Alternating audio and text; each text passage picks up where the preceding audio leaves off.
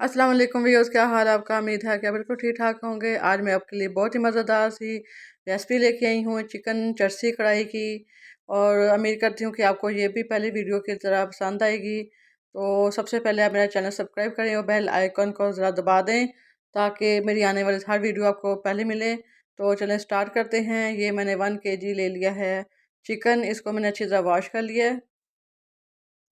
ये देखें कोई छोटी छोटी बोटी है, बहुत ज़्यादा बड़ी बोटी नहीं है। तो साथ ही मैंने ये 5 से 6 टमाटर लिए हैं और 3 से 4 हरी मिर्चें कट कर ली हैं और लहसुन और अदरक भी कर लिया है, मैश कर लिया है। इसको चॉप कर लिया मैंने। आप चाहें तो इसका लिक्विड है उसको ग्राइंडर में डाल के लिक्विड भी बना सकती हैं। तो कढ़ाई में मैंने ज़्यादा थोड़ा सा ज़्यादा ही ऑयल लिया है। इसको हम ऑयल में अच्छी तरह फ्राई करेंगे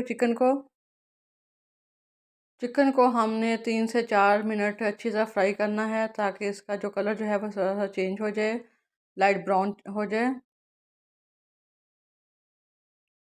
ये देखें जी, इसका कलर चेंज हो गया है माशाल्लाह से। काफ़ी हद तक ये फ्राई भी हो चुकी है। अब इसके अंदर मैं ऐड करने लगी हूँ टमाटर। जो मैंने टमाटर कट किए थे इसमें आधा आधा करके टमाटर को अंदर से मैंने काट लिया था। ज़्यादा बारीक मैंने नहीं काटे थे। तो हम इसको इसके अंदर ऐड करके तो ऊपर से ढक देंगे और तकरीबन 3 से 4 मिनट के बाद हम इसके छिलके उतार लेंगे। तकरीबन 3 से 4 मिनट के बाद मैंने इसका ढकना उतारा है तो इसके छिलके जो काफ़ी नरम हो चुके हैं। तो इसके छिलके उतार लेते हैं।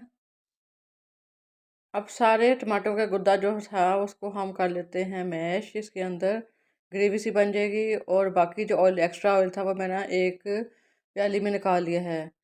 चलें जी, अब माशाल्लाह से उतना ही ऑयल है जितना कि हम एक हांडी में डालते हैं।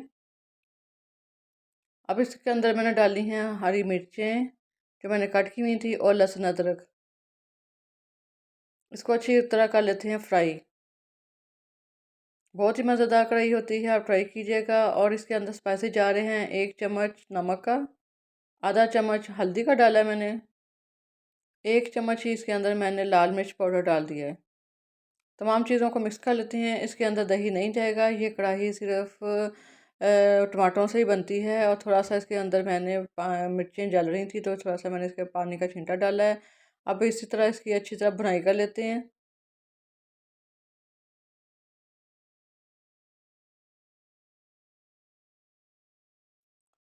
थोड़ी सी मैंने काली मिर्च डालनी है। ये इसका ऑयल बाहर आ गया है तो इसका मतलब है कि ये बिल्कुल तैयार है। और अब इसके अंदर मैंने डाल दिया है थोड़ा सा गरम मसाला।